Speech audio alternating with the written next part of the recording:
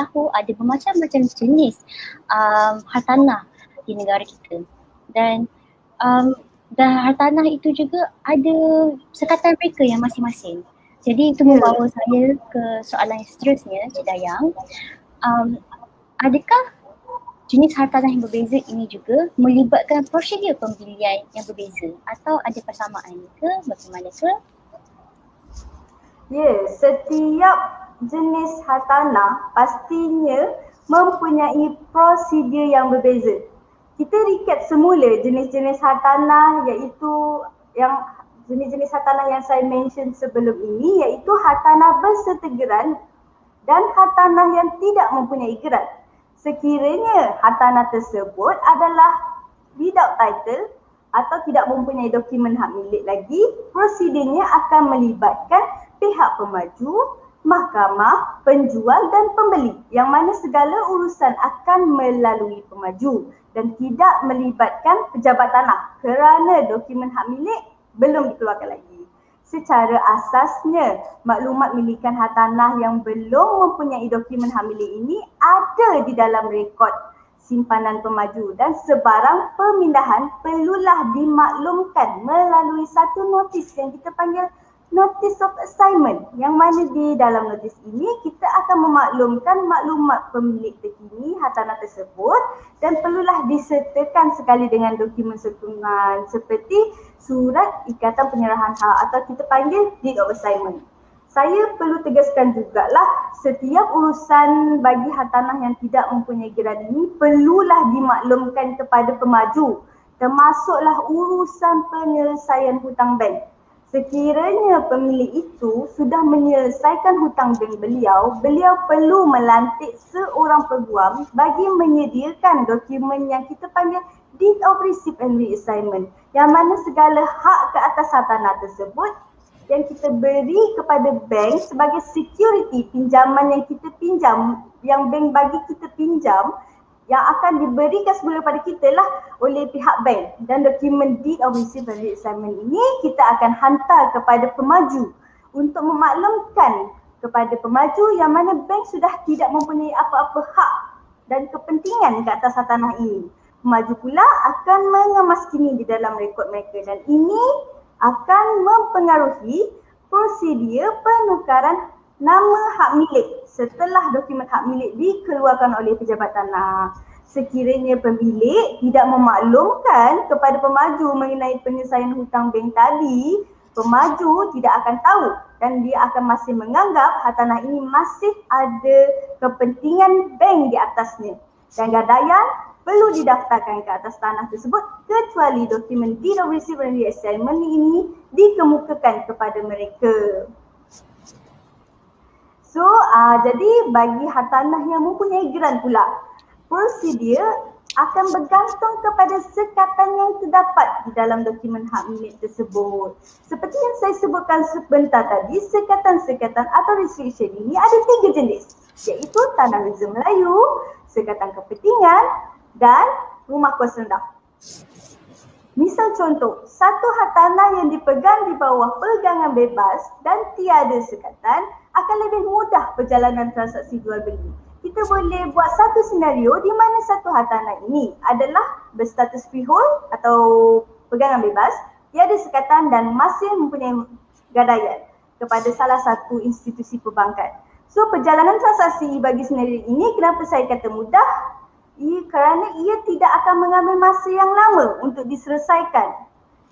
Dan untuk saya akan jelas secara ringkas, seringkas-ringkasnya lah tanah senario kita tadi, yang mana properti adalah pegangan bebas, tiada sekatan dan masih mempunyai gadaian bank. So perkara yang pertama kita akan selesaikan dulu adalah kita akan selesaikan terlebih dahulu hutang bank penjual berdasarkan penyata bank yang kita dapatkanlah daripada bank penjual, penyata bagi hutang. Okey, jadinya setelah amount itu dijelaskan, geran hartanah yang berada di dalam pegangan bank penjual tadi akan dipulangkan. Dan seterusnya kita akan mendaftarkan proses pindah milik ni nantilah, mendaftarkan pindah milik dan gadaian sekiranya ada, ini di pejabat tanah. Okey, selepas selesai urusan pejabat tanah, kita akan dapatkan dokumen yang kita perlukan dan kita akan teruskan dengan advance bank untuk melepaskan baki harga belian yang tinggal dan selesai.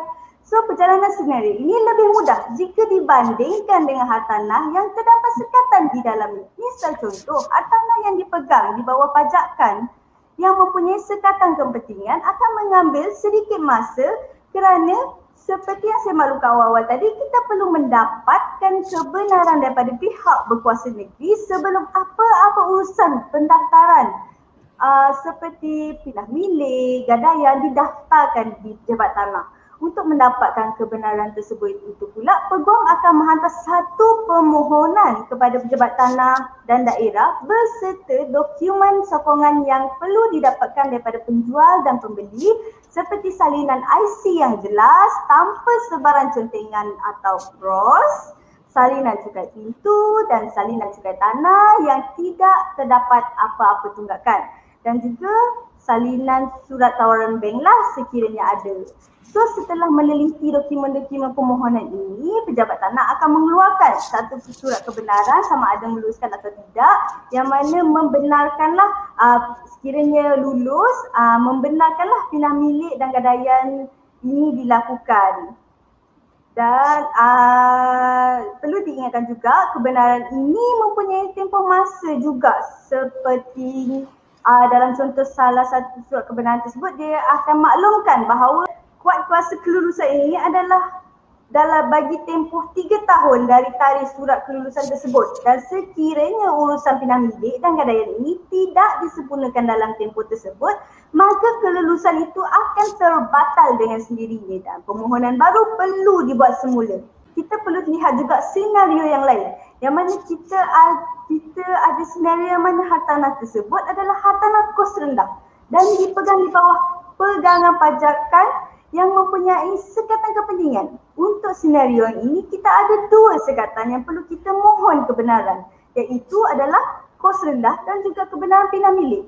So kita akan mohon terlebih dahulu kebenaran kos rendah sebelum memohon kebenaran pindah milik yang mana kita perlu sertakan dokumen-dokumen sokongan yang lebih banyak lah antaranya seperti penyata gaji terkini bakal membeli dan pasangan jika ada pasangan, penyata KWSP terkini, penyata laporan kredit atau SIKRIS. Ini adalah untuk mereka lihat sama ada terdapat pemotongan ansuran rumah jadi sesiapa yang sudah memiliki rumah atau pasangan yang sudah memiliki rumah sememangnya tidak boleh dan tidak dibenarkan untuk membeli hartanah kos rendah ini ya dan secara tidak langsung golongan kepentingan golongan yang layak ini akan terjagalah. So jadinya dokumen lain juga yang perlu disertakan adalah bil air dan bil elektrik yang mana untuk menunjukkan pembeli ini memang betul menetap di Selangor. Dan seperti biasa juga salinan IC yang jelas tanpa sebarang contengan atau pros. Dan juga salinan cukai pintu dan cukai tanah yang tiada sebarang tunggakan lah. So permohonan ini kita akan hantar kepada Lembaga Perumahan dan Hartanah Selangor untuk kelulusan mereka. Okay, setelah mendapat kebenaran daripada LPHS ni tadi atau Lembaga Perumahan dan Hartanah Selangor, kita akan proceed untuk permohonan kebenaran pindah milik pula. Ini perlu diingatkanlah, so ingatkan juga bagi transaksi jual beli ini tidak akan berjalan selagi kebenaran daripada sama ada pejabat tanah atau Lembaga Perumahan dan Hartanah Selangor ini tidak diperoleh. So transaksi jual beli tidak akan mula selagi kebenaran ini tidak diperoleh lah. So berbeza pula dengan senario yang merupakan tanah reserve Melayu yang mana borang pindah milik, gadaian atau kredit tidak boleh disaksikan oleh peguam hartanah dan hanya boleh ditandatangani di hadapan Assistant District Officer dan disaksikan oleh ADO tersebut. Semasa proses menandatangani borang di hadapan ADO ini, ADO akan minta satu dokumen iaitu sijil lahir original untuk beliau rujuk pada maklumat keturunan lah sama ada pembeli ini adalah berketurunan Melayu atau tidak. Dan perlu diingatkan juga sekiranya pemilik atau pembeli berada di luar Malaysia, mereka perlu kembali ke Malaysia untuk tanda tangan di depan ADO. Dan dokumen ini sememangnya tidak dibenarkan ditandatangani di depan High Commissioner atau Notary Public di luar sana.